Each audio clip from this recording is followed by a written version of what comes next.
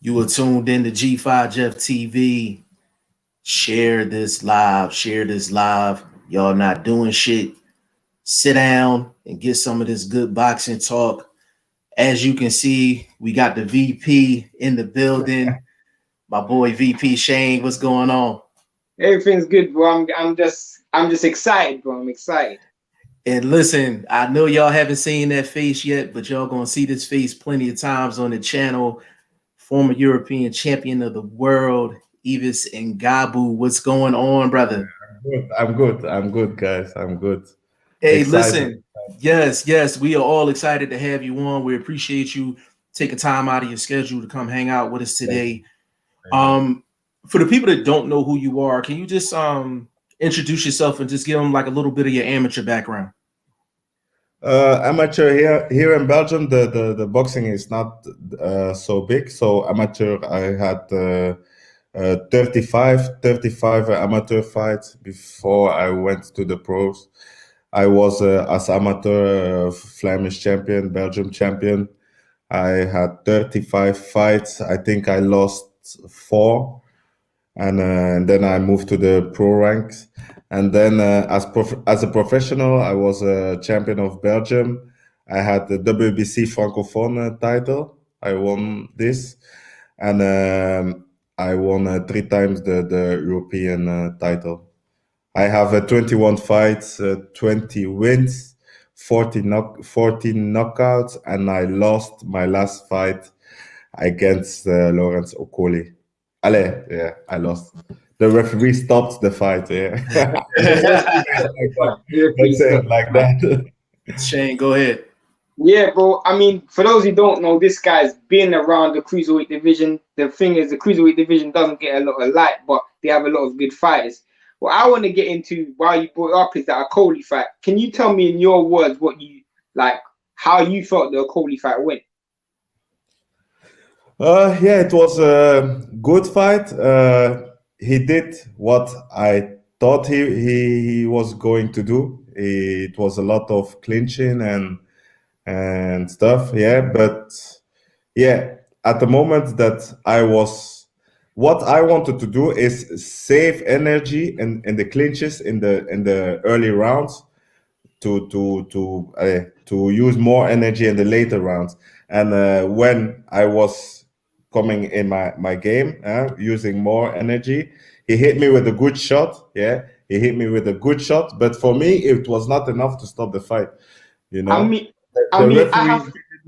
and I was there. I was still there, but he hit me with a good shot. It was a very good shot, and the referee stopped it immediately. It was the first punch of the fight that I got. Okay, it was a good punch, but it was not enough to stop the fight. It was a European title fight. He immediately stopped, but yeah, this is boxing. Yeah, I mean, it's crazy because for those who don't know and didn't watch the fight, there was the first good punch that was landed in the fight. And Ngabu didn't even touch the ground. He didn't even go down. He didn't even go down. The ref just stopped. It was one of the most craziest stoppages I've ever seen in my life. I bet it was maybe better to go down because I didn't want it to go down. You know, it was my fight spirits that came up. I know that he got me with a good shot, and I wanted to stay up. You know, and when I was preparing for because I know this moment, I was preparing for him because he was coming. The referee jumped in, and I don't know why. I mean, you spoke about the clinching. I mean, Lawrence Okoli is known for his clinching style. You know, when he is. He's a lovey-dovey type guy. He like to hug and all that. Snuggy. He even gave me headbutts, everything. If you watch the fight, he's like. I mean, he's a person. Lawrence Okoli is a person who we know he's a person who he doesn't really like to fight on the inside, and you are a person who's prolific on the inside. Yeah. So with that being the case, and the style that you went with, obviously trying to save stamina for the back end, do you feel like you should have just tried to put your foot on the pedal from the start and tried to load up on shots from early?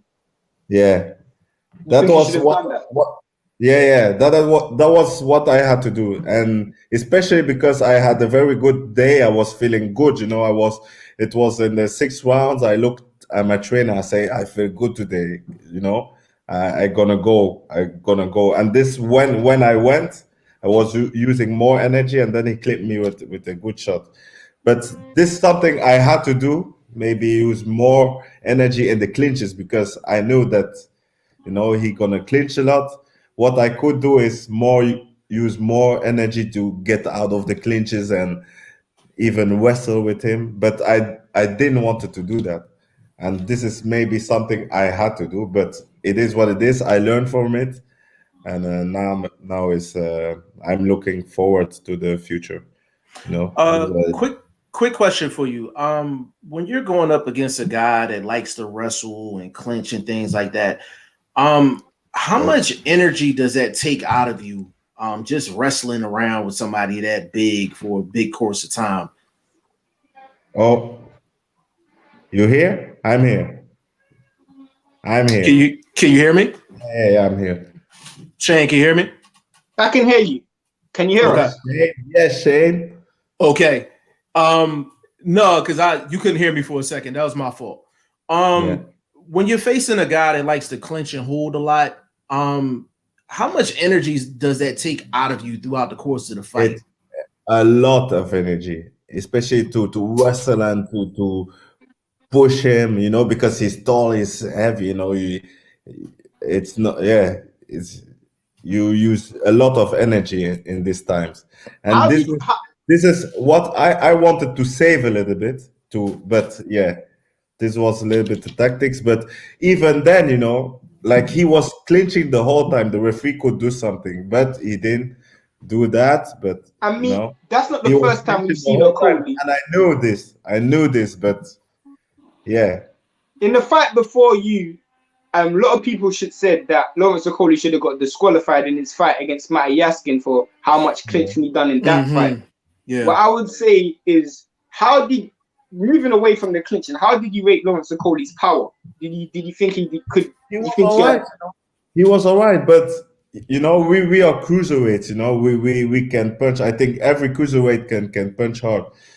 He was all right because this is why I was going forward to feel his power. It was all right, but if he has a very good right hand, and if it hits you at the right time at the right place, it's gonna every human gonna go down. This is he has good power. He has very good power, but it was not like every shot like I had the fight and I know this guy every shot I had to be go easy because I knew every shot hurt. It was all right. He has good power, but it's not like the heaviest hit, the heaviest puncher. Do you still train with Dominic Ingle? Yes. Normally I had to be in Sheffield this week, but this week I'm still in Belgium with my family, and I'm gonna go back next week and go back with the guys. It's gonna be busy there now. At the moment, it's busy there. Yeah, I mean, I'm gonna get to that in a second. But the reason why I asked that is because moving to when you not recently, but you switched trainers maybe a year before. Am I correct? Before the Okoli fight, was it like a year before the Okoli fight? Yes, a year before, something like that. So when you were fighting Ingle's known for training fighters who are more slick, back foot fighter, southpaw, orthodox. Yeah. Do you feel like he had enough experience to train a come forward fighter? Because that's the style you are, Mike Tyson style, head movement coming forward. Do you feel like someone like Dominic Ingle had enough experience to tell you how to deal with someone who's defensively sound and trying to hold? You're trying to be aggressive. Do you think he had the experience to teach you and tell you what to do, especially leading up to the camp? I think if you say that, if somebody thinks that Dominic Ingle has not enough experience, he has a lot of experience. Even I chose to be there because he had something in my boxing game that I don't have. you know, and that's why I am there. And even like the dedication that you learn there and experience, I think you have not a lot of coaches with that experience as him. Like everything went good. Like it was not my first fight with him. Like the first fight was very good. Everything was very good. Even the trainings very good. You know, How he has much a of lot the of camp? experience. You know, he just add a little bit in my style. You know. How much of the camp was dedicated to aggression? You know, because that's how. I mean, I wanted you to win. I actually had money on you winning that fight as well. I wanted you to win. Yeah. How much of that? How much of your camp was dedicated on aggression and being aggressive in Very good. comparison to being defensive and slick? A lot, because we had a very good training camp. I even like knocked out guys and in sparring. That everything went very good. Just the tactics was a little bit. I could use more energy in the first rounds, because I did it on purpose to, when he was clinching, not to use a lot of energy, because I know, when you use a lot of energy in the later rounds, it's gonna catch you, even if you Yeah, are I get everything. If that. you use a lot of energy in the clinching, in the later rounds, it's gonna catch you. So I didn't want to use a lot of energy in the first rounds, and that is Jeff, I what I think you did. got a few comments. I think you got a few Yeah, we comments. definitely have Some a people few want to ask comments. Ngabu some questions. Yeah, Lydia Ngabu says Team My Ngabu, good vibes. sister. Uh, That's my sister. That's my sister. Aggie, Team Ngabu for world title. My Yeah. girl. Yeah. Appreciate y'all jumping on. L Dub Boxing, what's going on, good brother? Scott 70, thank you for the $10 super chat. Appreciate you. 30%, 30%. Yeah, I know. Already got you. I got you. I got you $3 coming. I got you $3 coming to you, brother. He said, Scott 70 said, great to have Yves Ngabu, future champion, on live. We definitely happy to have him on. Thank you. I'm not going to dedicate this. I have literally questions about you as a person. Now, this would be the last question I have about Okoli. Who do you think wins, Okoli or Gravatsky? I think Okoli will get it, because it's in the UK, when it's gonna become hard, when the fight's gonna come hard, he's gonna do the same. And in the UK, he can do that. So you think No he's offense, going to... but in the UK, he can like do that. They allow him to do that. So I You think mean clinching, right? You mean clinching.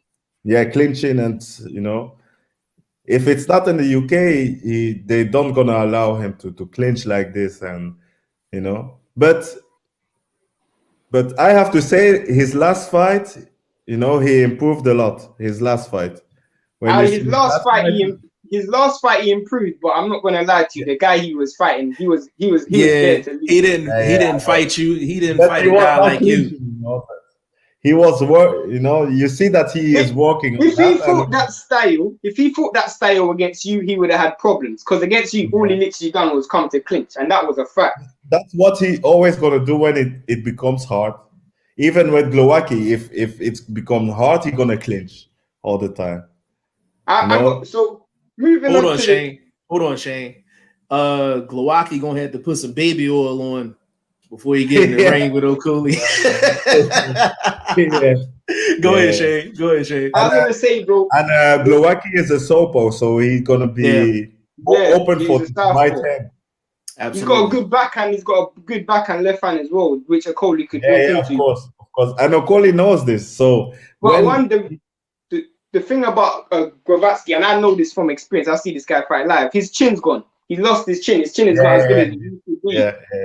Yeah, he had a lot of fights. He took a lot of punches. Maybe that's. Yeah. Ngabu, I got a question about your previous experience. Before Ingle, you was in the Mayweather gym. So could you tell us about how it was to be in that Mayweather gym, in that Mayweather camp? It was a very good experience. That was what I wanted, to because it was the first time that I went out of Belgium. I wanted like to see how they work, and spar with the big guys there and train with them. And it was very good, It was Who very have you good. sparred with? Who did you spar with? Who did you spar I, with? I sparred with Tabiti. How did that Tabiti spar go? very How did good. that? Oh, it How was did you very do good. against? How did you Very do against the B? Very good. You have to ask him if you know me. When I Wait a came to minute. the Mayweather gym, man, no one was talking to me because I was a cruiserweight. No one was Yeah. talking to me. After this sparring, oh, you had to see this. I came in Wait, the Mayweather wait gym. a minute. Hey, yo, champ, hey. Wait a minute. Wait a minute. Wait a minute. Hold on. We mentioned Andrew Tabiti, and I seen them pearly whites, man. I seen them teeth. That means something good must have happened against Tabiti inside that ring, man. Your face lit up, brother. I'm there. I'm here. If he wants to fight, I'm here. This is a fight that I will want to have, and I think he is. How long is it since he fought? 2019 June. I was at his Hey, last fight. 2019. I'm I here. was at If his he last wants fight. the fight, I'm here. I would love to fight him. I How would did love it? to fight him. That means you got enough out of the spar to know that you're confident. You must be confident after the Yeah. spar with him. Yeah. We had a good, but the sparring, it's a sparring is a sparring. But it was very good sparring, and after the sparring, he came and he showed some respect. He came to talk. He said, I know I didn't talk with you, because he said, if you come here, you're a cruiserweight. I have a lot of pressure here at the gym. Everybody wants me to knock you out. It's nothing bad, but yeah, now we can train. And after the first spar, normally I had to spar him again. And Yeah. he never sparred. We never sparred again after this. Yeah. I'm not lying. I have, because I was training with Padman. Padman, I did a camp with Padman. I don't know if you know, if you guys know him. Okay. Don't worry. Go and He continue. was there. Hold on. They I got both- Ngabu, I gotta tell you something. Hold on. Your lady sent the $5 super sticker. Because that's your lady, I'm gonna give you the whole $5. I'm not gonna take 30% of this. Okay. Buy her some flowers with it or something. Yeah, buy her something with that. Thank you. Yeah, buy her something with that. How long were you in the Mayweather gym? What? How long were you in the Mayweather I gym? was there for 7 weeks. It was great people, and this is something I want to do again.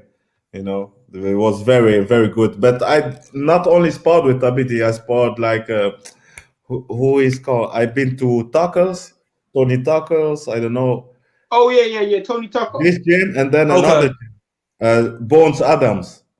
Bones Adams. Okay. I've been should know there. I that. fought there Yeah. with I don't know. He fought for the world title. I think he lost. How? Badu Jack? No. Cruiserweight. A white guy. Cruiserweight? A white guy. What? When did he fight for the world title? BJ Flores. I spot. Oh, BJ Flores. Okay. Oh yeah, he fought Tony Bellew. He fought Tony Bellew. He fought Tony Bellew. Yeah. This guy. I remember BJ Flores because I remember that fight. His corner was telling him to cut off the ring. He literally said, "How do you do that?" That's how I remember BJ Flores. He fought for the world title, yeah. And he fought for the world title. How did your spar go with BJ Flores? How did that spar go? Very good, same. But he's a good guy, very good guy. But the same, it was the same. It was great for me, It was so you seem like you've been sparring a lot of guys, and you were telling us that there's a chance you could be sparring Joseph Parker. Can you tell us how that could potentially go? I don't know. We will see. He's a heavyweight, yeah. He's a heavyweight, and we will see, yeah. He's a good boxer for heavyweight. He has fast hands, and he can move. Hold on, Ngabu, I have to tell you something. I have to tell you something, Ngabu. Joseph Parker has the same traits as Okoli. So he likes to hug too. But my surprise is here. Are you ready? Yes. Okay. Go ahead. Yes, man. Yes. Coach Padman is here. Yes. Yes. Yes. Yes. Full flop. bar out for Coach Padman. Do you got your flip flops on? Do you got your flip flops on? Hey,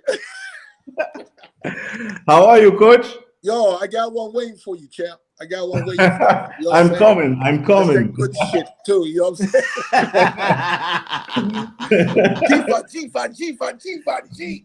G5. Coach Padman, what's going on? What's How you up, feeling, man? good brother?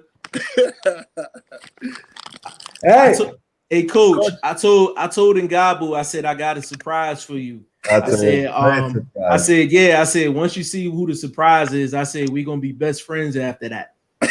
Yeah, we are now.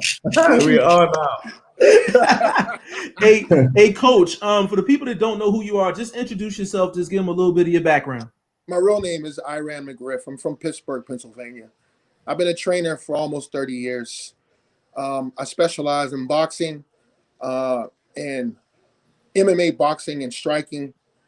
The journey has been quite successful. I love what I'm doing, and this is my everyday job. My hobby has become my job. I can't complain, man. That's I'm fantastic. That's I'm fantastic. living. That's fantastic. Good. That's That's fantastic. the American dream. Good to see you, man. It's good to see you, brother. You know I miss you to death. Yeah, I know. Padman, I was telling him, man, we had some amazing times, man. Padman, I have to ask you a question. Padman. How did the Tabiti and Ngabu spar go? Oh, it was a great spar. You know, I look at it like this. Debiti got his, and so did he. So, you know, when it come down to it, I think if he would have had more time here, it would have been more successful and a better opportunity for Heath sparring with Tabiti. You know, it's a time. Hey, normally I had to spar more with him, but we only spar once, but we had to spar more, Coach? But you did very well. You caught on in the last couple of rounds. You caught on, and honestly, he really couldn't do anything with you because once you put pressure on him and put him to the ropes, to me, not to take nothing away from him, he's a great fighter. Yeah, of course. I feel like you have a better inside game than he does. Yeah. I mean, honestly, I'm not even saying that because Ngabu's on live. I think other than Maris Bradis, I don't know anyone at cruiserweight that has a better inside game than you. Other than Maris Bradis. Yes, true. Yes, and it's also a coach's job to teach his fighter that on a regular basis where it's repetition. Everything is repetition, even when you work out with conditioning. You're not going to be a better fighter unless you have amazing conditioning. So when you're in camp, you got to have amazing conditioning because, you know, the gas tank nowadays, everybody has unleaded, but you need premium, baby. Coach, I got to steal that from you, Coach. Can I borrow that? I need to borrow that, Coach. And also, you know, I got an amazing team. You know, my daughter helps me, and then I have another trainer, and they're both trainers, and they do so much for me. That whatever I ask them to do, they spend 2 to 3 hours a day. You know, Coach, do you have any questions for Ngabu?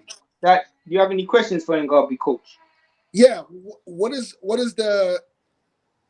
it look like for your next opportunity? Normally I'm gonna have a tune-up fight here in Europe in the coming months, and then I'm gonna have a big fight in the summer in the UK against a UK fighter. This is what the plan is. Is that Richard Riak for Ngabu? If you do, I'll come, man. I'll come check it out. You know, I don't have a problem with that. You know me. You know, I travel a lot. I've been to 12 different countries, man, training fighters. I know. That's dope. Ngabu, what UK fighter do you want to fight? What UK fighter do you want to fight? You know, I fought Okole, so the next one you have Riakpo. I would love to fight Riakpo. That should be an easy victory. That should be an easy victory. If you let the hands go on him and keep turning him, there's nothing he can do with you. Nothing. Absolutely. Yeah, you should be a definite favorite in that fight. Yeah, you'll be favorite. But one thing I would say is, and I've interviewed so much guys out there because they come from similar gyms. Right. Reactor hits so hard. So if you're fighting him, just if you can miss that right hand, you're good. You'll win the fight because he's not very good at winning rounds. He's just he's like a cruiserweight Wilder. If that's his, I've been to a couple of his fights. I saw the fights against the guy who trains with Okole. Yeah. And I saw his last fight Bill too. Smith. You mean the Bill Smith fight? Smith. I was there. And the fight against the last one there, the guy from Manchester. I sparred him. I sparred this guy. What's his name? What's his called? Macy. Yeah, Jack Macy. Macy. Yeah. Okay. Yeah, I've been there, and for me, I thought that Massey won this fight. You thought Massey beat Massey beat Reactor. Yeah. Watch the fight. I'm gonna have to I watched it. I'm gonna have to watch it again. Yeah, I'm gonna have to check it out.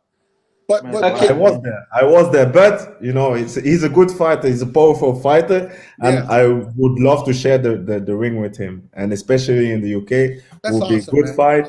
And you have Chamberlain, Isaac Chamberlain. Oh, Isaac Chamberlain. Yeah, Isaac Chamberlain. Well, my biggest concern is, when you fight guys like that, and you have a versatility stand, which is great. That's an opportunity because you can switch anytime you want from either side. English style. Conventional, southpaw, whatever. It is great. But the thing of it is, if you walk the feet in a Cuban style walk and switch the feet, switch the stands, nobody knows when you're doing it. Most people will just take their feet and go like this. Why? Just throw the punch with the same side, same hand. Now you're on that side. Now you can throw anything you want. Right. He has the opportunity to do that. He has versatility. And I think if you stay away from the right hand and keep taking them one way, set him up perfect. Now, if he stops going, you have the opportunity to switch to the other side. And make him do it again. Because if you switch and he tries to throw the right hand, he's throwing a right hook. And most of the time when people throw right hooks, they're so exposed. They're so exposed right here. So you just gotta, if you roll in the pocket, the body shots are there. Usually when people throw punches up top all the time, once you take that duck, yang. But you know why Ngabu's at such a great advantage? Because a lot of these guys at cruiserweight, they're tall and they have wiry bodies. You're short and stocky, so once you get on the inside, your punch is gonna reach the distance much quicker than this. That's why I was annoyed. Not annoyed, but that's why I was annoyed when Okole was hugging so much. Because to me, I know up close, there's no way Okole can touch you. Because his arms are so long, by the time he tries to extend the shot, you're already hitting him with 2s and 3s. And then he was grabbing you. When a person grabs you, when a person grabs you, you see this here? Yeah, I know. This is wasting energy. This is what I was talking about. Yeah, you were saying this before.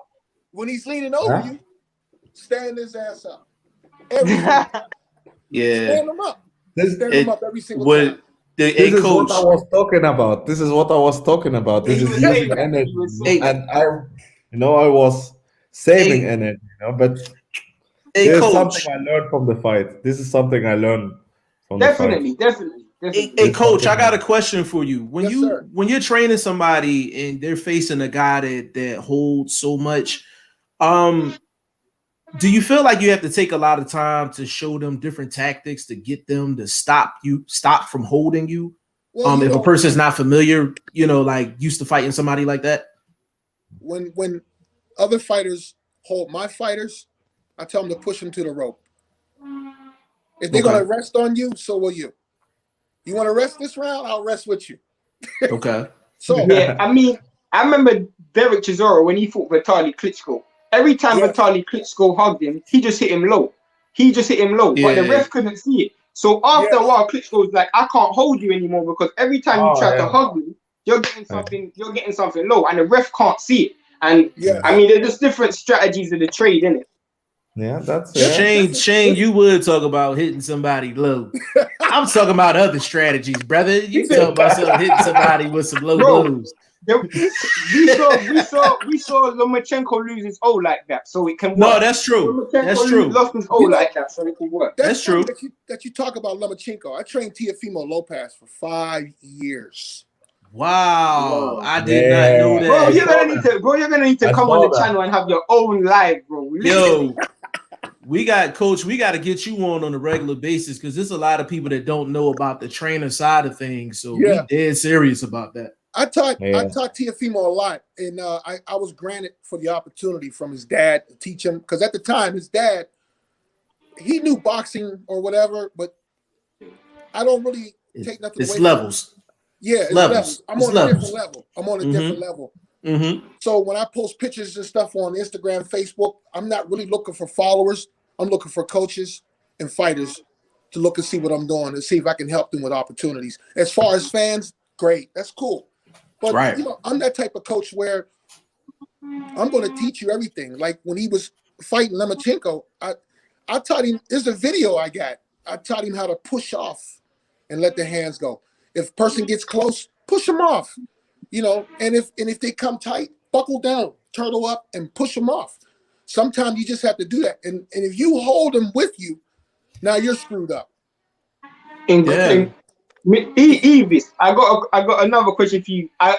You spoke about a Coley. How do you see a fight between you and a Coley going? If you were to fight him, how would you see that fight going?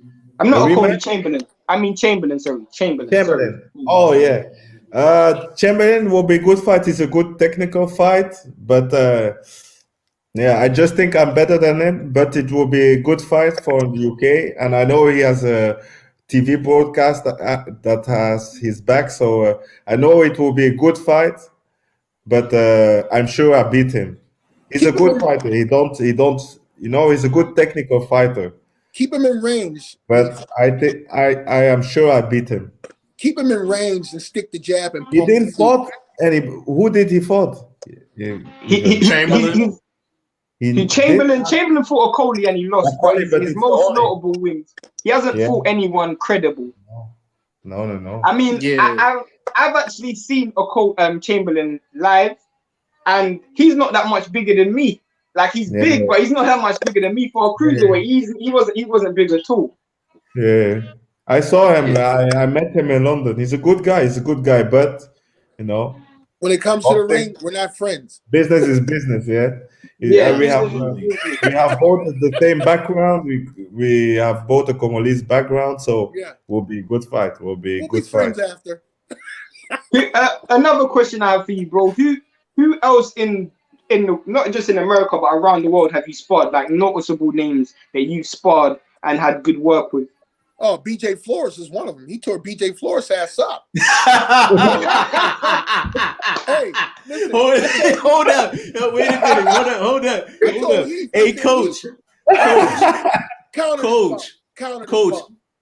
I got to repeat this. I said this earlier, right before you came on.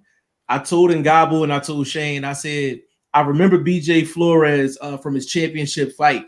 His corner literally told him to cut off the ring. He literally said, how do you do that? I was serious. I'm dead serious. Shane, am I lying? He said, I'll send you the link. I'm gonna send you the link where he actually said that. He was like, how do you do that? Send it to me. Send it to me too. I'm gonna send it to you. Yo. So who else have you fought? Who else? We saw, you tore up BJ Flores thanks to Coach Padman. Who else have you sparred? What? Me? Yeah, who else have you sparred? Well, I did some rounds with Billy Joe. This was the first days when I came in Sheffield. I had to spar Billy Joe, but it was not serious. He's a middleweight. He's a middleweight. Right. Yeah. We did some rounds, and in Sheffield we body spar with everybody. Yeah, I know Ingle doesn't like to do headshots. Yeah, we body spar with everybody, but Yeah, who else did I spot big names? Was He was the, Tabidi? Tabidi was the biggest, but Okay. you did really yeah. well with Tabidi. You adapted quickly because the gym had it so fucking hyped up. You know how Mayweather's. Yeah, it was good. It was And what did I the tell you? first I week. said, "Fuck them, Oh. man. Don't worry about it." Hey, It's a celebrity gym with some scrubs in it. Coach, tell them Hey. before the sport, nobody was talking to me. Nobody. They wouldn't even nobody. talking to me. Nobody. And I was at that gym for 3 years. I was at Yeah. Mayweather's gym for Yeah. 3 years. Hey, No, Coach. nobody was talking to me. Hold, let me get in these After the comments sport. real quick. Scott 70 said Evis is watching all these cats. He definitely is. Swaro said, "What's good to everybody? What's good?" YSM Sports Media said, "Great discussion today. Appreciate you, bro." Awesome. Bruce Gold says, "Salute to G5 Jet TV and the panel." Bruce Gold, salute to you. YSM says, "Is Coach from Florida?" No, Coach is in Pittsburgh. Yeah, I train the Black Zillions in Florida. That's me. Yes, yes. Yeah, I train the Black Zillions in Florida. Hey, Coach, quick question for you. You said you were in the Mayweather gym for 3 years. Off the top of your head, can you tell me the craziest sparring match you've seen? Yeah, inside of there. I seen Keontae Irving beat the brakes off of Jalen Love. Oh, he beat the brakes off his ass. He hit him with a hard. I actually feel like having Coach Padman on right now is such a disservice to Coach Padman. He's probably got like 50 years of knowledge in 3 years. We gotta tap into that knowledge, man. But you know what? Yeah. Hey, Coach, we say this all the time, Coach. We have a lot of people that are fans of the sport of boxing, but they don't really know the inside and the outside of what be going on in terms of fighters and trainers and things like that. So over here, we really want to tap into what goes behind the scenes of a fighter, and that's the trainer, strength and conditioning guys, things like that. So it's really great to have you on. I appreciate it, man. Period. I appreciate it. I really appreciate it. I'm always going to support you guys. You know, me and Heath are best friends, man. And it's nice to meet my man up there, Shane. He's a great guy. He's the guy, man. He's the guy. Yeah. Let me tell you how I met Ngabu. Jeff, do you remember when I was doing the Are You Next posts on the next prospect? My first one was the Dashev, rest in peace to Dashev. My second one was Ngabu.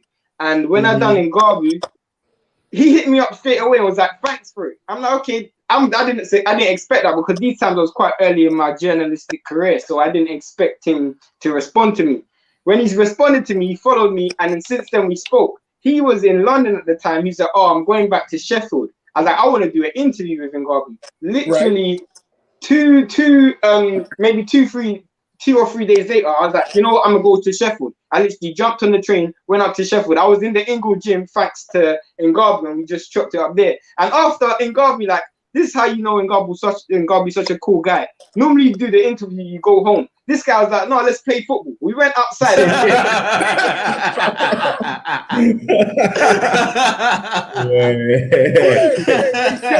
Hey Shay, this is funny. This is funny. After we used to finish working out for like 5 hours, I'd be like, "You want to go to the strip club?"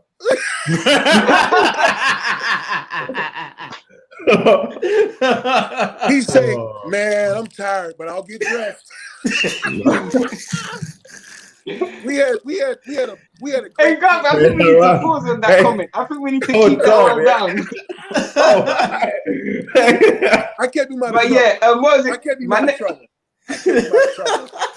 I mean, Ngabu, I got another question for you, just to keep it like flowing on the boxing talk. You've been in the gym, the Ingle gym. I want you to tell me, what do you see happening between Canelo and Saunders? You sparred Saunders, you know Saunders. How do you see that fight going? If Saunders, reach his best level, I'm sure he can cause problems to Canelo. And I know he wants this fight for a long time, and he will be at his best. And I think I'm rooting for Saunders to. Have you seen anybody He put has pressure? this real gypsy blood in him, and he But wants have to you fight, seen anybody? more But than anything. Heath, have you seen anybody put pressure on Canelo? No, they're all afraid. No, He only no. has 2 punches: uppercut. But even and a like hook. Saunders, I don't know, but I don't think I he's think gonna put Saunders will pressure try on. and dance. I think Saunders will try and dance in that fight, back Got to foot, put pressure try on go. Canelo, man. You got to get him He's off. ve- You got to get him but off his balance, man. He Saunders walks is it. smart, you know. He walks Like Very even everything. Mayweather didn't put pressure on Canelo. No, he Hey, didn't pressure him. he But didn't also, pressure him. he didn't pressure him. But Floyd been fighting the same way for 20 fights. So Yeah. he ain't pressuring nobody. You gotta pressure Canelo. If you don't pressure him and be hard and heavy and dirty, you're not gonna get anything. I was watching a fight where I just seen a little. I don't think so. I'm telling you, bro. I'm not with you for this one. I think if you go hard and dirty with Canelo, I think Canelo will win this. Ngabu, you know what? The reason why I have to agree with Coach, and this is me being honest, I feel like Canelo's weakness is definitely his footwork. But the problem is, even if you boxed on the outside, you ain't gonna get a decision against Canelo. There's no way you'll get a decision. There's no way. You'll never get a decision You You down 3 rounds and nothing right now, and the press conference hasn't happened yet. That's true. But I truly think Canelo don't have good feet at all. He don't have good feet. Shane say that all the time. If you put pressure on him and get him walking backwards, there's always flash knockdowns. There's always walk to him and throw punches. And a lot of fighters that fight Canelo can't fight walking backwards. No. The best fighter. No, Billy Joe definitely can. But the problem with Billy Joe is he has no stamina, and that's the problem with him. He has no stamina. He gets tired too easy. Yeah, his gas tank's messed up. But that's when he fights little fighters. When he fight big fighters, he's gonna be on his A game. I can't really get into the Saunders talk because it's gonna bring up something, and I don't want to bring it up because there's a massive cloud over Saunders' head. Let it out the bag. Let it out the bag, man. Hold on, Shane. I'm gonna let it out the bag. Hey, Shane, you ain't got coach. You ain't got to put the pressure on Shane. I'll take this one. Listen, if he has a pump in his corner, he'll be fine. If he got an asthma pump in his corner, he'll be fine. But that's it. But that's the cloud. That's the cloud. He was supposed to fight Andrade. He got popped. And ever since then, he has not looked the same. And that's like all joking aside, like he has not looked the same since that happened. He hasn't looked the same. But who did he fought at this time? What Ngabu's trying to say, he fought Shefat Asufi and Martin Murray. I agree with you, Ngabu, that he does step up for the big fights. I agree with that. I 100% agree with that. Because but even in the Eubank fight, he had stamina issues, and that was a big fight. But I know the inside story of this one on the Eubank fight. Please. Talk to us. He took the Eubank fight, I think, on a 2 weeks notice. He was not ready for this fight. This is something he told me personally. I don't know even if I can't say this, but he took the Eubank fight on a 2 weeks notice because he was sure he's gonna beat him, even if he's not 100%. He was sure he's gonna beat him. You know, these are the things people don't know, huh? Yeah, that's true. I didn't know that. I didn't know that. Ngabu, hold on. Ngabu, you can say whatever the hell you want on here. I don't have no took this fight on a 2 weeks notice. What were you saying, Coach? Eubanks has the same problem. Feet. Yeah, no, he definitely has a feet problem. Yeah, but he'll come in Mayweather's gym. You say hello. Like, boxing business is not to be a hard person. You're supposed to be kind. We met him. I met him. How was that?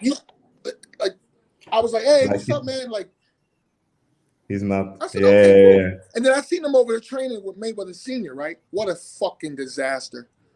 No disrespect to Mayweather Sr. Oh, we already know. If you look at his videos, it's the same thing over and over and over. Right. Because he's just a celebrity coach. You don't need a Correct. celebrity coach. You need a real coach. I'm gonna say this. I'm gonna say this to you. Eubank Jr. is one way, but what do you say? He's with Roy Jones. Yeah, I think so. One. Yeah, he is. One thing about Eubank Senior, That's though, another problem. Eubank Senior is all about bravado. That's Eubank Senior. I met Eubank Senior with the celebrity trainers. They're not up to par. They need a seminar. They're not up to par. And Coach, can I elaborate on that real quick? I'm gonna piggyback off of that. With these guys like Roy Jones and Mayweather Senior, we're not questioning the knowledge. It's the fact that they don't have the time to put in to really sit down and teach somebody from point A to point Z, and that's the point. Because with Roy Jones, he could literally tell his client, I can't train you today because I have to do something for my own brand. Yeah. That could happen. That's why I say this all the time. And I'm not keen on British fighters. If you know me, I love American I'm not keen on British trainers. I'm keen on American trainers. But my favorite British trainer is Mark Tibbs. And Mark Tibbs, when he gets any fighter, he strips them all the way down and starts again. A prime example is Dylan White. Dylan White was a come forward, aggressive fighter. He didn't even have a jab before he met Mark Tibbs. Mark Tibbs says, you can't fight without a jab. And one thing I give Saunders a good chance, he's got Mark Tibbs in his corner when he's fighting. He's fighting. That's the same in the Ingle gym. Yeah. That's the same in the Ingle gym. Ingle definitely teaching. You remember Avni Yadorm? He fought Canelo just past recently. Yeah. I trained him in Germany. I trained him in Germany for 3 weeks. We did a camp. I had 16 fighters, well, like 5 MMA champions, and I had Manuel Char, and I had Avni Yadorm. I trained all those guys in Germany, in Dusseldorf, Germany. Avni's biggest problem is he done it the last couple of fights. He give up. You give up. You ain't used to getting punched. You ain't used to getting hit. Man, work on your neck. Work on it. Right. The more sparring, the better you are. The more pad work, the better you are. I hear coaches out there and fighters saying, well, you don't need pad work. You need pad work. It's a twitch. It's timing. It's everything. Hold on, Shane. Coach, can you explain to the people the importance of pad work, please? The importance of pad work is eye coordination. Let me show you something. Let me get a pad for you.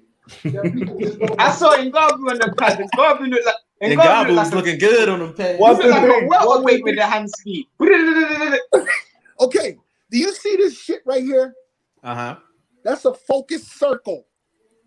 So I don't know why people look at your fucking chest when you're doing pads. The object of it is you get your eye coordination right. Not looking at the chest trying to hit pads. Right. You ain't fighting nobody. It's the whole concept of it, of think about what you're doing. When me and Heath trained, I had Heath's twitch. Incredible. And I saw it on the video. We seen the pad work. We was impressed with that pad work. He looked coordinated like a featherweight. He looked coordinated like a featherweight. If you can take a cruiserweight and make them welterweight hands, then you can take a heavyweight and make them light heavyweight hands. That's going to get you a lot of wins. That's the ticket. And it's not so much about the feet, because certain combinations take feet in a different direction. The whole object of it is being creative, and your coach got to be creative, because if the coach and fighter ain't sharing the same heartbeat, ain't nobody winning. Ain't nobody winning. Me and he had the greatest camp. We had some mishaps in the camp, but it didn't mean shit. We still got our grind on, you know. Right. And he won his next fight. The fight before, the fight after that, I think it was a time-consuming situation where you have to prepare when you fight somebody. Get all the YouTube footage if possible that you possibly can and sit there for hours. That's a coach's job. Sit there for fucking hours learning that fight. But that's why I say when Ngabu fought, and I have to give you credit, Ngabu, I speak to a lot of fighters, and they say when they're sparring people, they don't watch footage. And you were telling me you knew exactly what Okolie was going to do from before. So I'm glad that you prepared well. and I'm glad that's brilliant preparation. I want to ask you a question though. Whilst we're still we were talking about middleweights. You trained with Liam Williams as well, and he's about to fight Andrade. Could you tell me how you think that fight's going to go as well? Oof. A lot of people in America, they don't know Liam, but I know Liam. Liam is a monster. Liam is a monster. I'm sorry. In both hands. There's no way he beats Andrade. I think they don't know what is coming. They don't know what is coming. Liam is a monster. In my opinion, I think Andrade beats him. In my opinion, I think Andrade beats him. You think Andrade beats Liam? Yeah. I'm sorry. It's gonna be a good fight. It's gonna be a good fight. You know. Let's say it like this. If Andrade wins that fight, he should get full credit. Yes, he should. Full credit. Indeed, because Liam is a monster. Yes, he is. He's a monster. Yeah. And now he's fighting for the world title. He lets his hands go. Liam is a monster, and he hits, and he's smart. You know, he can fight, and in his last fights, he showed that he can be smart too. You know, he can fight on the back foot. You know, don't take his time. Where do you see yourself in terms of the top fighters at cruiserweight? Where do you see yourself?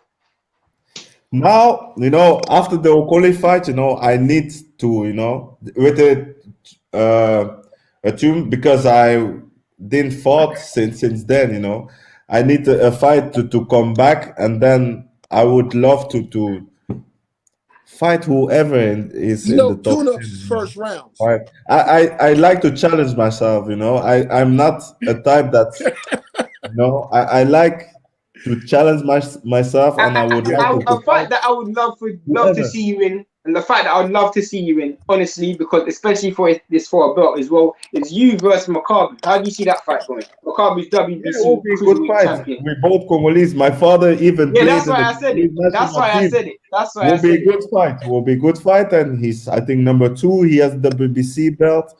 Will be a good fight, and this is a fight that I wanted like a time ago. Stay aggressive. Just stay aggressive. This is a fight that I wanted a time ago. After Bellew knocked him out, his chin's never been the same. But he didn't fight somebody, you know. He didn't. He's WBC champion, but who is he fighting? He fought for this title. He fought 3 good guys. He fought Alexei Papin in Russia, and Papin was an undefeated prospect. Indeed. Didn't he fight Kudryashov as well? He fought Kudryashov. As well. We knew before Kudryashov has no chin. Has no chin. Yeah, Dultikov knocked him out in the first round. Yeah, he has no chin. He has no chin. But yeah, he even fought like Shizlak, yeah? Yeah, Shizlak in his last fight. Ago, we were talking to make this fight, but this fight didn't went through. But, yeah, against Shizlak, but this fight didn't went through. But I don't know. Where's your weight? Maybe in the future. Where's your weight at right now? Your weight. What? What's your weight at? Right now. My weight is all right. It's all right. Why don't you be honest? It's all right, my weight.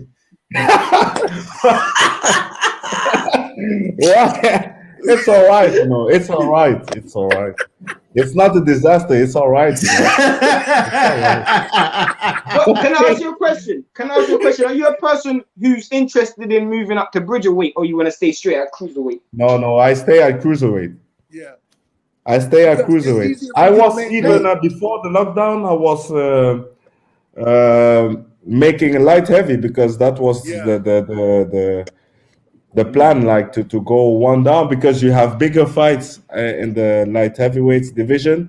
Yeah. Before lockdown. You versus Beterbiev, I was at 80, 86, 85 kg, so I was all right. You versus Beterbiev, how does that go?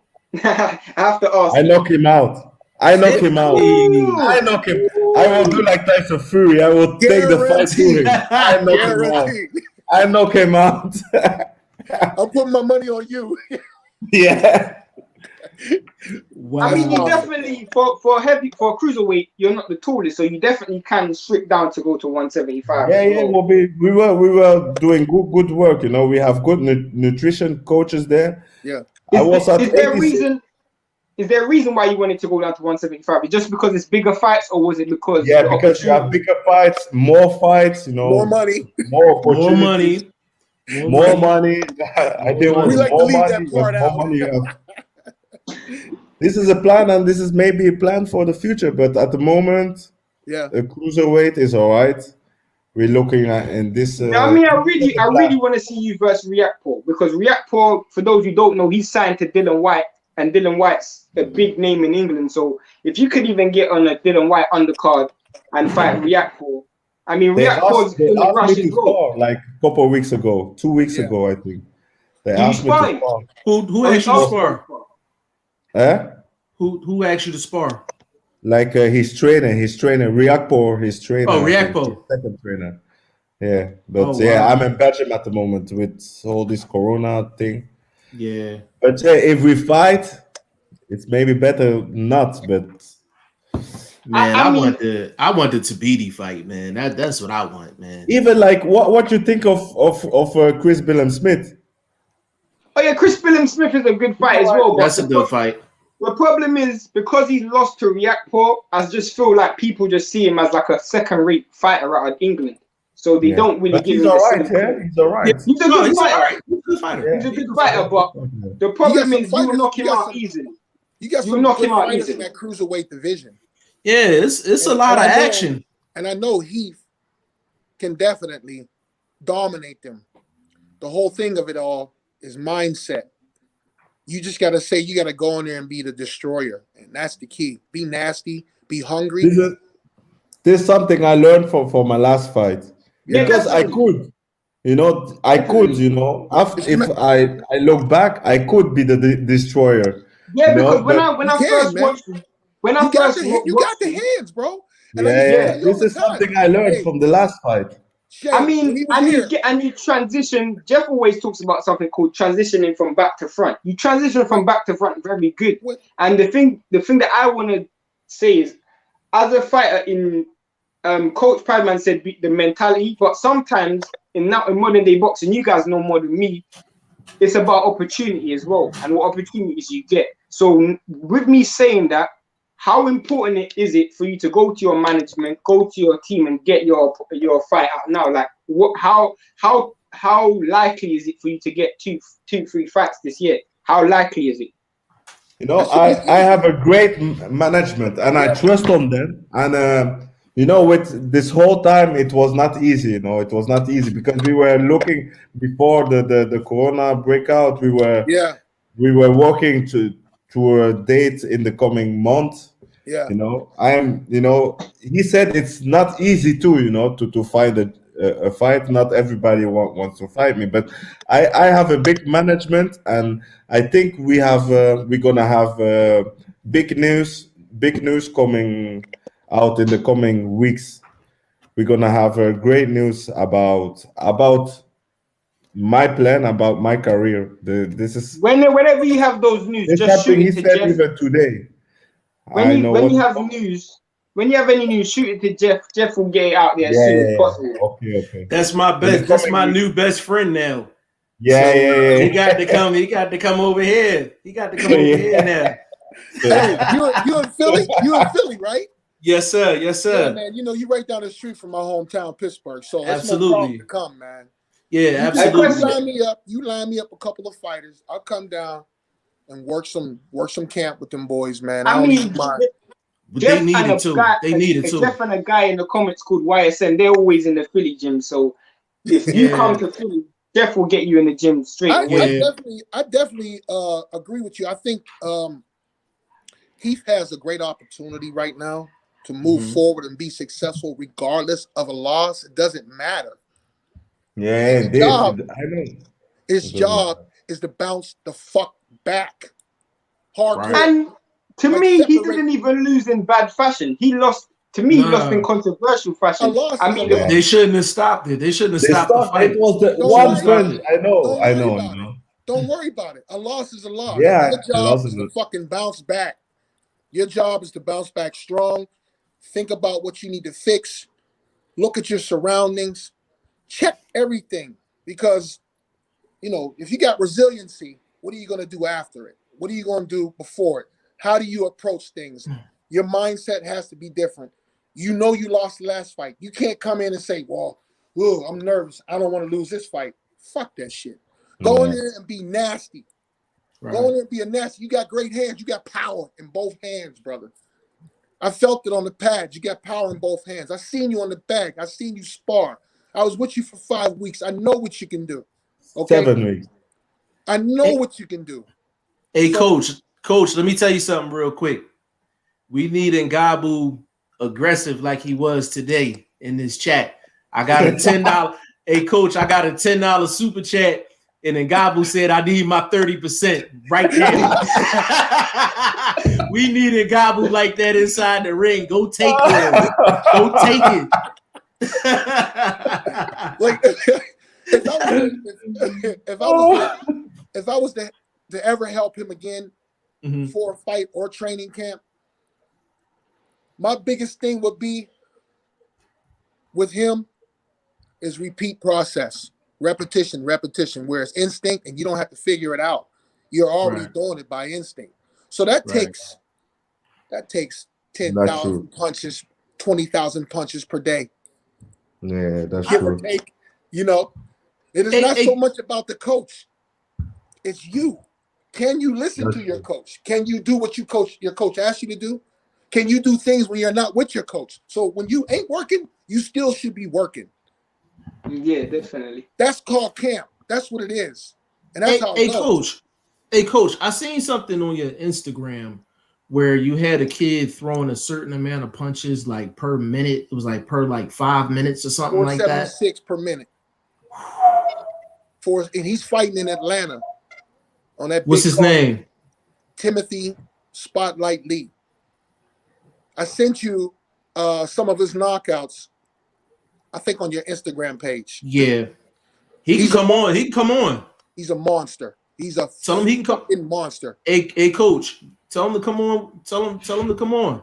He can come on. I got probably I don't want to hold Ngabu or Coach for too long anyway, but if you guys are in a rush, just say, oh, you're enjoying it. No, I'm not gonna hold him. I'm not gonna hold him. I'm not gonna hold him. You're having a good time, yeah? I didn't ask Jeff a question. I'm not asking Jeff. Hold on, Jeff has no choice. You remember that pool, right? You remember that pool, don't you? Yeah. So my gym is at home, so I ain't got to go nowhere. Okay. Bro, Jeff will tell you I travel a lot. So if I fly out to the States, I'm flying out to the States next year. So make sure I get an invitation to the gym. I hope I plan on seeing you when you come out. We got to get some nice pictures. I got to work. Hold on, Heath. Let me find you because I know I got you on my wall somewhere with Tabiti. Yeah. That's the fight I want, man. That's the fight I want. Yeah. Good picture, this. That's the fight I want. I got tons of pictures people that I work with. You remember this guy? Can I ask you another question? While you're in the Mayweather camp, Eve, were you working with any of the other coaches like Roger because I heard Padman talk about Roger and well, the problem was I came into the game. Well, I lived in Vegas before, and I boxed before. I was working with Murky Sosa, James Thunder, Rocky Gannon, Julian Jackson, Kevin. Okay. I sparred with them guys pretty much almost every day. That's how I learned boxing. I had a martial arts background from family. So when I got to Vegas, I was doing stand-up. I was doing comedy for a while. I retired from that, and I just wanted to box, and I started a couple of businesses, and I did auto body for like 35 years, built custom cars. But my dream was to be a good fighter, but I couldn't because it was just too late. I was 32 at the time when I started boxing, but I already had, like I said, martial arts background. But I was still making money as a sparring partner. I wasn't going to take a fight for $600. I just wasn't at the age of 32. So if I'm making $1,500 a week, you do the math. Right. What about you, Eve? Eve, did you fight gold? Were you with anyone in the Mayweather camp other than like Padman? Padman would put you what are you saying? Well, I'm saying to be honest with you, I loved working there, but I wasn't a TMT contract coach, and my work was good enough because I was shining in my own destiny. So I trained a lot of the TMT fighters, and it caused a lot of discrepancy. Because the other coaches didn't like me. They talk about me. But you know what? They fueled me. What were you going to say, Ngabu? What were you going to say? I'm a big Mayweather fan. Like, even like before I went to the gym, I was like 2-3 years before I was at the Mayweather fight against Maidana, the second one. I was there. Yeah. I'm a big Mayweather fan. So to be there for me was like, coach, you know. For me, it was like a dream, you know. Did you ever come across Mayweather? Did you ever come across Mayweather? Did you ever see Mayweather? Because he was on tour. He was on tour, but he came to Belgium last year, and then I met him. Okay. Yeah, I met him. He was on tour, the Icon Mayweather Icon. Next time you see him, tell him to jump on the channel. That would be fantastic. You'll definitely get your 3% for that. You'll definitely get your 3% for that. Shit. If he get that, he can have it all. Shit. You know, Floyd Jr. is one of the nicest guys. You just got to get to know him. Like when he came in the gym, he was very courteous. Shake your hand. What's up, man? Comment on some of my work. Hey, that's how you teach. But you know me, I'm different. I'm not going to say anything, even if he compliments. I'm just not going to say anything. Right. Because people put so many rumors out about don't say this, don't do that, don't do that. Get off his fucking dick, man. Let the man live his life. You know what I mean? We was in there training. They didn't like us too much because they was jealous because all they felt was me making money. And I'm not in it for the money. I'm in it because I love it. Right. When it's like that, the money gonna follow you anyway. Anyway. How did you two meet? When he was not with me, when Iran was not with me, the other coaches came. They say, "Here, this is my number. Whenever you come back, you know." Wow. Yeah, please let me know when you come. We can train. Please let me. I was going to ask you a question. How did you two meet? In front of me? Yeah. Yeah. Nah, they wouldn't did that in front of you. No, how did you two meet? Yves? I know that. Have you seen the video? Have you seen the video from Iran with my trainer that I took with me from Belgium? You have a video on YouTube. I will show you. Video. No, I want to see that. I want to see that video as well. And how did you? Man, he was just interfering too much. You know. How did you two meet? How did you and Coach meet, Ngabu? How did you and Coach meet? I just wanted to go to the Mayweather gym. I just wanted to train there, and I saw some work from him, and I just contacted him, and we went from there. And I'm glad I made the decision. You know, it changed a lot. It changed a lot. It changed a lot in my career. Even my mindset changed a lot since I've been there. I told him one thing. You are the fighter. You just do you. Decisions. You're the boss. You hire a job. You hire a coach to do a job. He got to do his job. Coaches coach, fighters fight. Absolutely. So, you know, like I told him, I said, run with it, Yves. Even if it's not me coaching you, find somebody that you're comfortable with, that you think that is going to make you a champion. Just because you took a loss doesn't mean Ingles is a bad coach. Yeah, right. You guys are bad together. You're a team. So fix it together. Fix this shit together. That's what you do. And if it's not going to work that way, don't fire your coach. Hire someone else to help you with him. Mm-hmm. Yeah. I see a lot of these fighters, they like, oh, fuck that. I lost 3 times. Guess what? It's your fucking fault. You didn't listen to the coach. So maybe you might need another coach to help out, which is not a bad thing.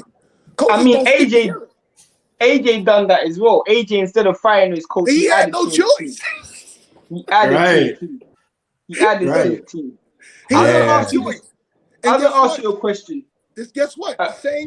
Him and his coach, they better look down and take a look at them feet because ain't nothing turning on hooks, and that means arm punching. So you ain't knocking Fury out with that shit. Go on. You better come with a polo. But to be honest, like he impressed me his last fight, Anthony Joshua. Yeah, he looked good. If you look to the small things that he had at his game, I was like impressed. They really work on the things that, you know, they try he move his head a little bit more. He do a little bit more, and That you guy, you that see guy was a that they tune-up. are That guy working was a on tune-up, this. Eve. When he fought Andy, he had 2 punches. An uppercut to number 5 on the left-hand side with the jab. And that's pretty much it. If he couldn't get that off, and then after the punch, wasn't hand placing, you're getting clipped right away. You're getting clipped like Dumbo. Hand placement is his biggest problem. It's not his boxing. It's after the punch. I saw something on your Instagram where you said you're doing a coaching session. You're talking about getting your head off the line. Jeff says that all the time. That's my favorite. That's my favorite phrase. That's my favorite phrase. Keep your head off the line. You keep your head off the line, you'll be all right. You got to tweak a punch and turn your body, let it lean, and put a weight behind it. Yeah, and Ngabu, I wanted to say this to you real quick. As far as AJ's last fight, the thing that I was most impressed about is when he had his guy hurt in the 3rd round and he didn't get him out of there. A lot of guys try to rush it. They try to rush it and they try to skip the steps that got him to the success. The one thing that AJ did is he showed patience and he went right back to the basics. He went right back to the jab and he worked his way back into a position to get him in trouble again. And it took him 3 or 4 rounds. Yeah, but he worked himself back. He had to figure it out again, but he was patient enough to figure it out again. And that's what I like the most about AJ's last performance. Yeah, but he still looks sluggish like an amateur. He still looks sluggish like an amateur. He always looks stiff. He always looks stiff. Like he just looks tight. But he tried to move his head more. He tried. Definitely. You see that they are working on it, and that's what you got to do. You know, like you said, like I said too, like you said, he added another coach. That was what he had to do, man. Yeah. Just because even Mayweather gonna help him now. Oh my God, that's a waste of time. Absolutely, absolutely. I agree with that 100%. That's a waste of time. Like I tried to get a job with Deontay Wilder because I know exactly what Deontay Wilder needs. He needs a slip and roll. He needs a slip and roll. You're actually one of the most. I would hate to. You can never be on this live for one session. You literally need like an episode or a series, maybe 3 or 4 series. I'm like, when we get on live, we need to talk about getting that. Yeah, we need to. Let's cut this and let's just call. And before we do cut it, I wanted to, this was the question I had to Ngabu because it was about the cruiserweight division and his the direction. It's all about direction, putting yourself in the right fights, getting the right fights so you become champion. I look at the landscape. You got Maris Bradis. He probably is going to move up to cruiserweight, a heavyweight or bridgerweight. Yeah. You got him. I think Dortico said he's not going to come back to boxing now. So there's a potential chance of having. What Dorticus? I think he has to. He's mandatory, from Riyadh. I think so. I don't know. I think when I last heard from Dorticos, not personally, but what I was reading the reports was he's trying to stay in Cuba, and we know that if he's staying in Cuba, the chance of him getting a fight with Riyadh, maybe he is, but I thought Riyadh was fighting for the vacant strap. I read that he is with Al Heyman. Who? Dorticos? This is what I read. If he's with Al Heyman, he ain't gonna have a problem getting on the papers. If he's with Al Heyman, they're just gonna try and run back the Tabiti fight. That's probably what's gonna happen. They don't need to do that to Tabiti. That's harsh, man. I'll tell you the truth. Ngabu told me before the fight, before the Dorticos fight, he told me that Dorticos was gonna knock him out. He told me that. I know it. Well, I love Tabiti. He's a great fighter, but the problem is hand placement after the punch. It's hand placement after the punch. It's the load up. It's the load up before the punch. Hey, coach, can you explain hand placement a little bit more? Just for the people that don't know. After the punch. After the punch. Most fighters throw punches and climb the ladder. Coming back. wide open. You're wide open. Right. So why should you be? You should be. Your head Even should be this tucked little, down. you know. Your head should be tucked down. You should be here. This is where you should be. Why are you here? Why are you throwing punches from here? Right. This sport requires 24/7 defense. 24/7. I don't care if you sleep.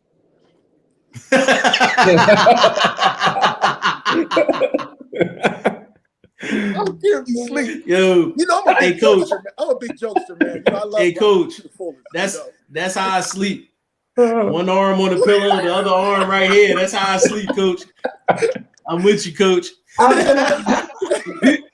You know, hand placement is the key. And when Tabiti lost that fight, you know, if your hands in front of you when you're fighting, you can't load up to go throw a punch. Everything needs to be here.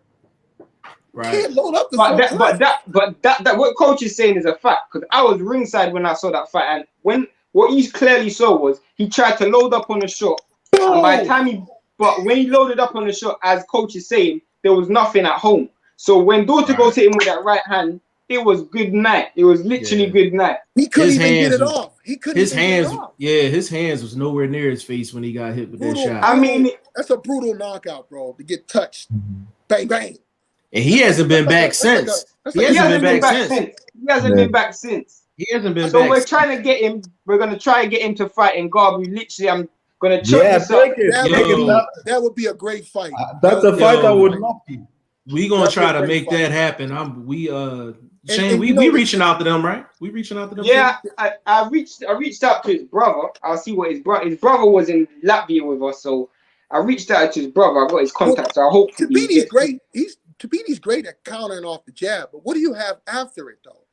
You can't one-shot pop fighters, man. You can't one-shot pop fighters. You got to box, and then you got to have first of all, you got to box, you got to have a setup, and you got to have a kill.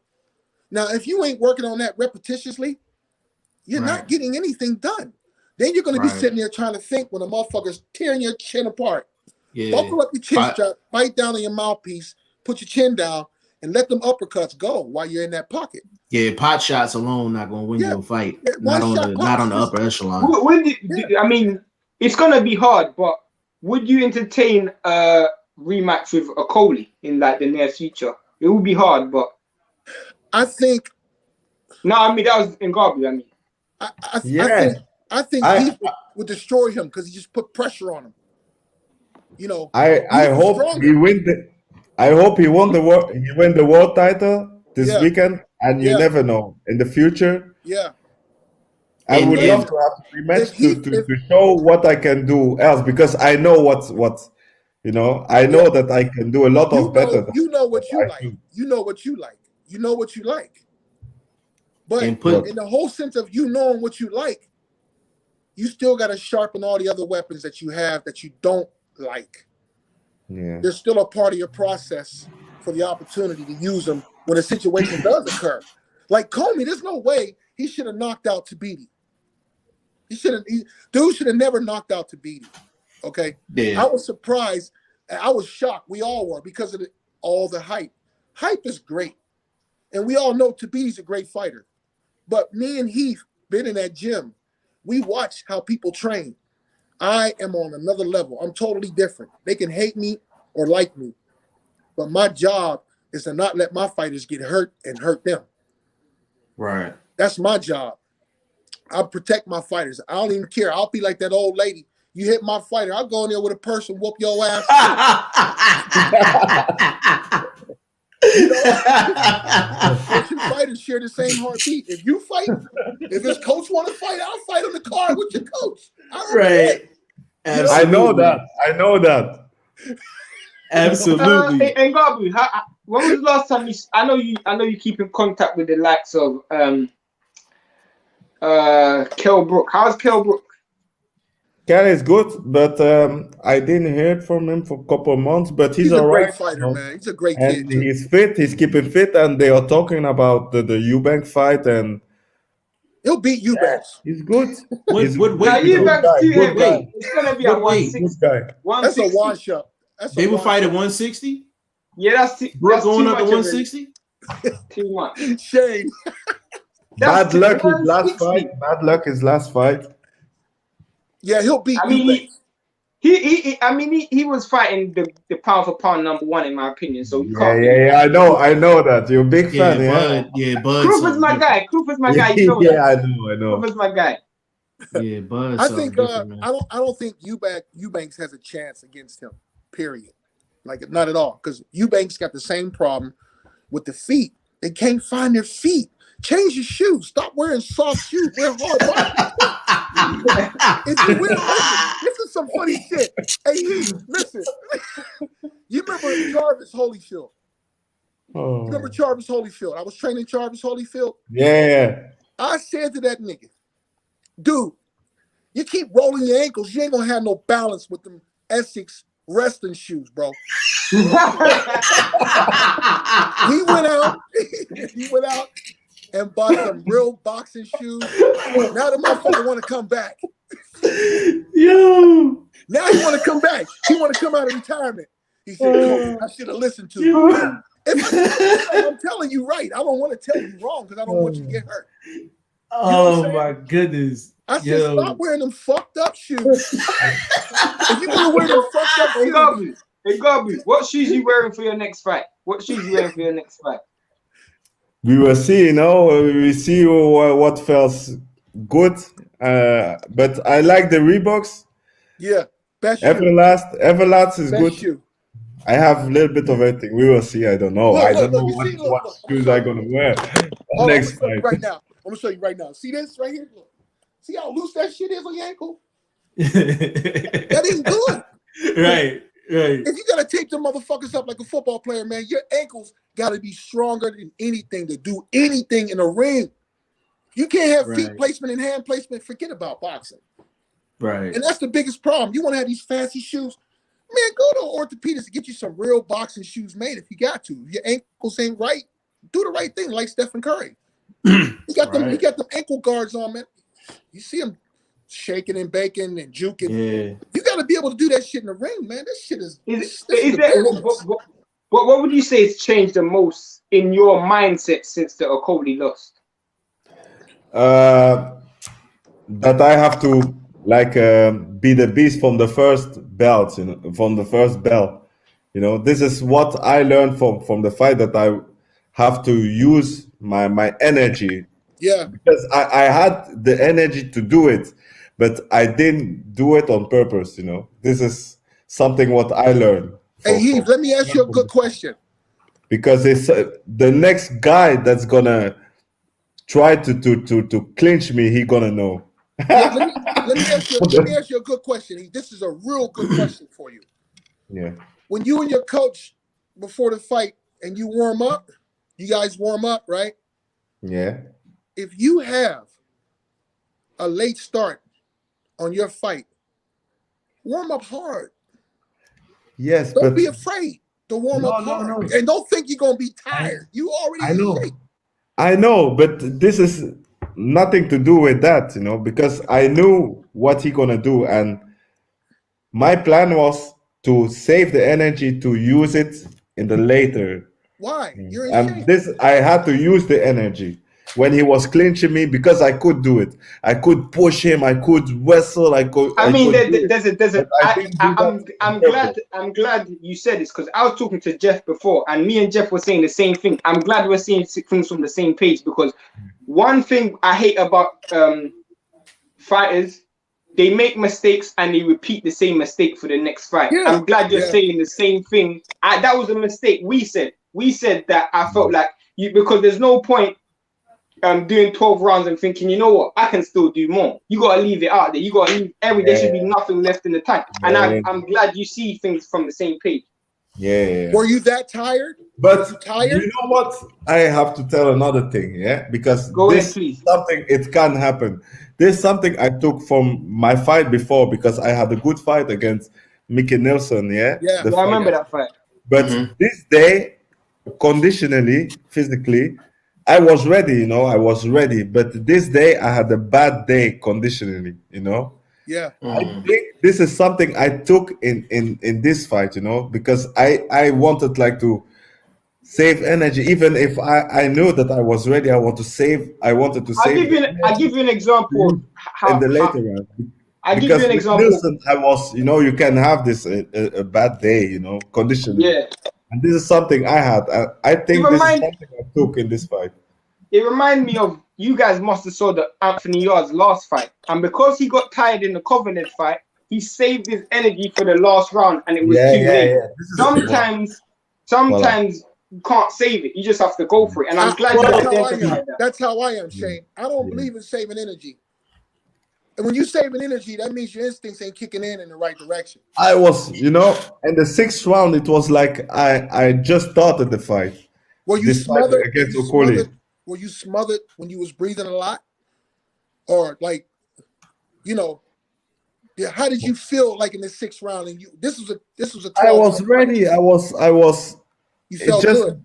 Yeah, I was very good this fight. Yeah. This is what I said to my coach. I say, yeah, you know, I'm gonna go for it because I feel good. You know, I feel like. Who's the other coach that you're and with? like the fight before, the fight before in the 6th round, I was. Listen, Heath. You let that guy walk to you, and then you didn't move back. I tried. This is something I tried. Then why didn't you turn him? He was clinching. He was doing everything. I tried. I don't want to hear it. You should have turned his ass. I'm gonna give you. Listen, you should have turned his ass. Take that arm and turn his ass. But one thing, Padman, though, Okoli is gigantic. He is so good at clinching. His whole entire career is clinching.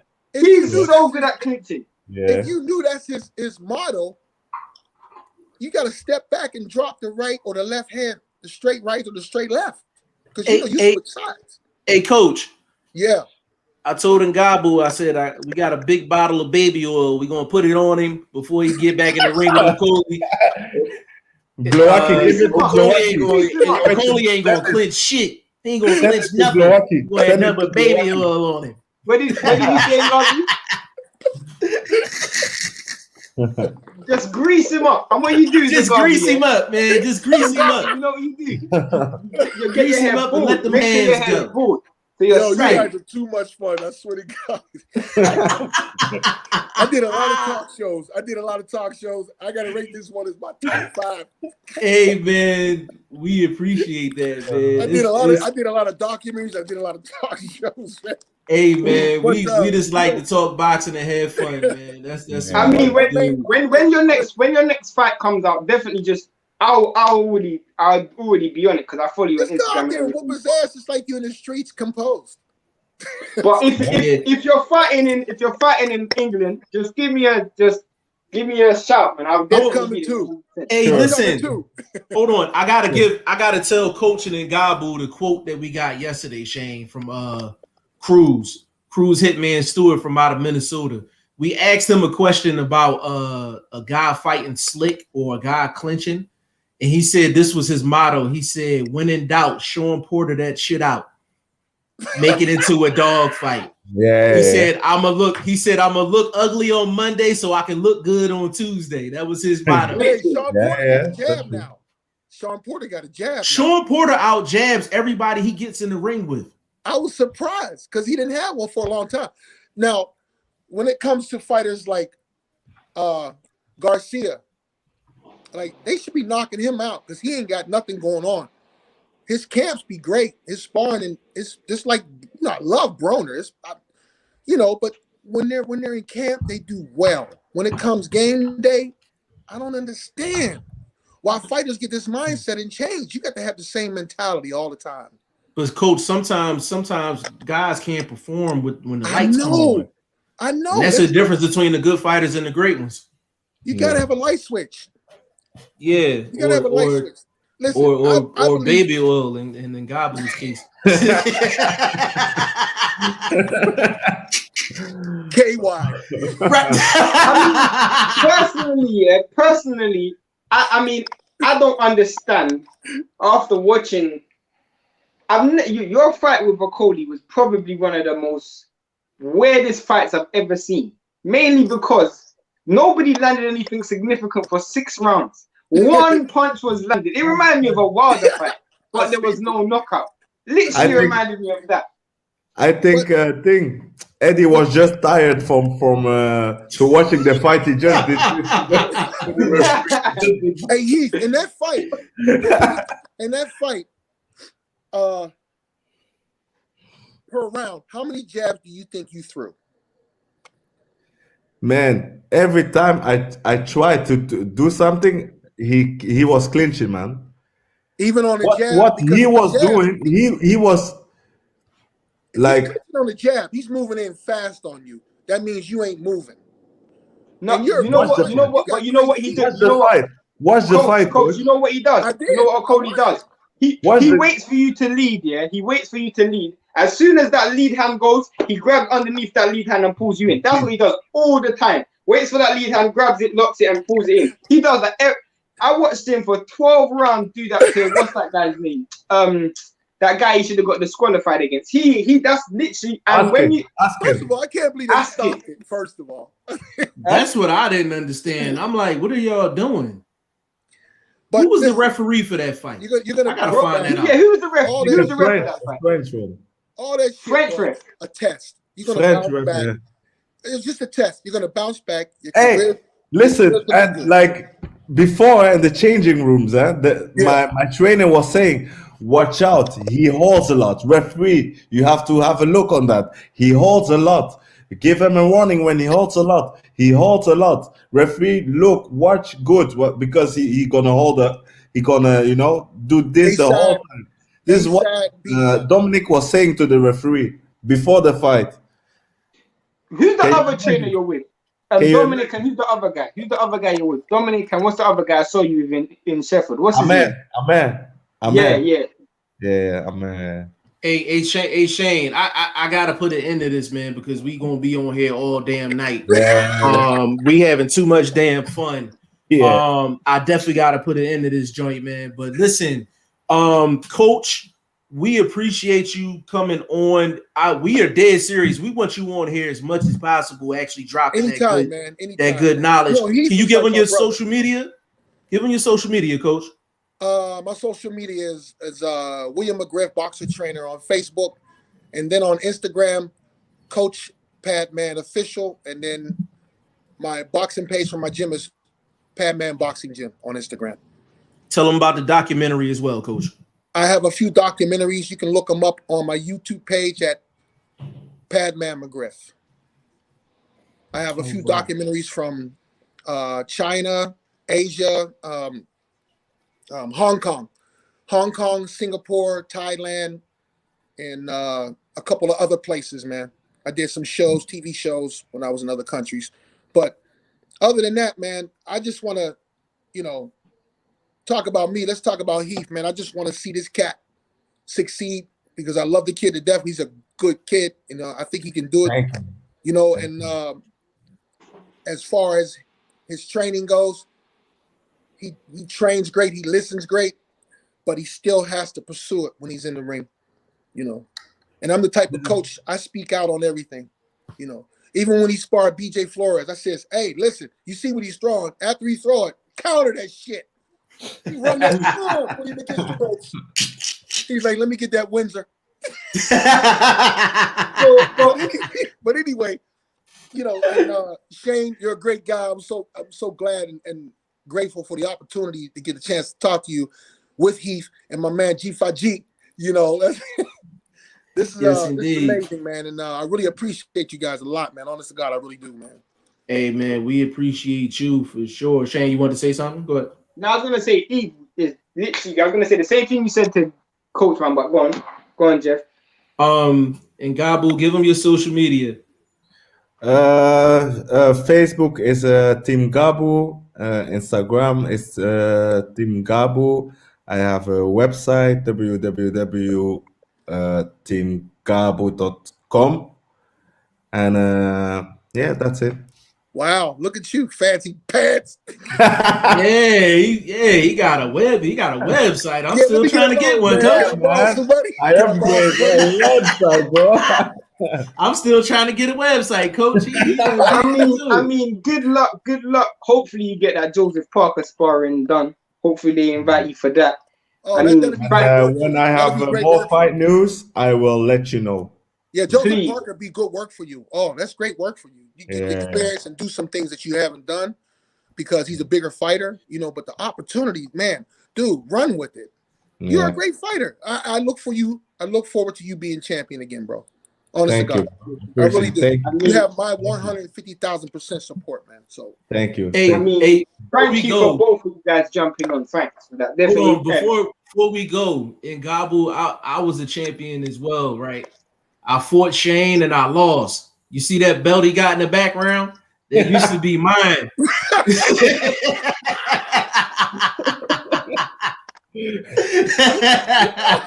Yeah. I lost a 10-round decision Ngabu to Shane. There's no way me and Jeff could fight. Jeff is like 200 pounds. I'm 130. Yeah, I'm about a good 220, 225, man. That's two different weight classes. But hold on. D Hodges said what's going on, Jeff, in the panel. And Ngabu, your people's been in here crazy. They said great interview, guys. This is my brother. Yeah. This is Randy. Hey. They both uglier than me, though. Hey, listen, man. And Ngabu, we appreciate you being on. Thank you very much for jumping on. Thank you very much. Coach, we definitely appreciate you being on. And I say this to everybody that come on the channel, man. I'm like, it's bigger than just an interview. It's bigger than just an opportunity. I'm like, it's family from here on out. So y'all gonna be hearing from me damn near on a daily basis, getting on y'all nerves. Whenever you have a project that you got coming out, literally just hit up Jeff. Literally, he will promote it like it's his own project. So literally, I also got a fighter coming in from France.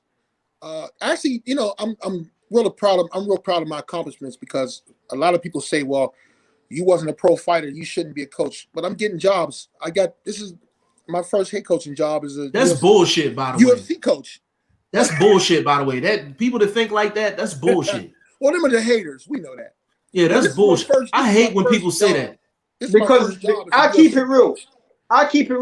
Some of the best trainers, my opinion, some of the best trainers aren't even fighters. They didn't even fight before. Yeah. And sometimes you got fighters who usually turn to training and they can't train. So hey Shane, but this is the greatest example I can give. Michael Jordan was the best basketball player of all time, but I'm like, he's probably one of the worst owners of all time. They're stepping up now, though. They want to but it's just, I'm like, but it's a different level. I'm like, Michael Jordan, the basketball player versus Michael Jordan, the owner, is two different things. Just because you're great at one thing doesn't mean it's going to transfer over to that other lane. Both guys that keep Padman, I'm being dead serious. I want you to have a segment on the show 100%. Hey man, and Eve, bro, literally, you can mess with me on Instagram anytime. Yeah, I know. You always see my posts on Instagram, and I always. I gotta make sure you link with me on Instagram. You got mine, right? Oh yeah, definitely, bro. Definitely 100%. 100%. Bro, you don't know. When I go to these guys, I'm telling you, listen, if you're in a fight, Padman, we telling every fighter we get to, like, yo, if you want to get right, you gotta go to Padman, you gotta go to Coach, you gotta go to Coach. And then Ngabu, I'm gonna get you that 30% as soon as possible. I gotta wait for that $10 to clear. I'm waiting for it. Hey man, but listen, on behalf of the VP Shane, on behalf of Yves Ngabu, Coach Pad, man, this has been very, very fun. And on behalf of everybody, peace out. Holla. Bye.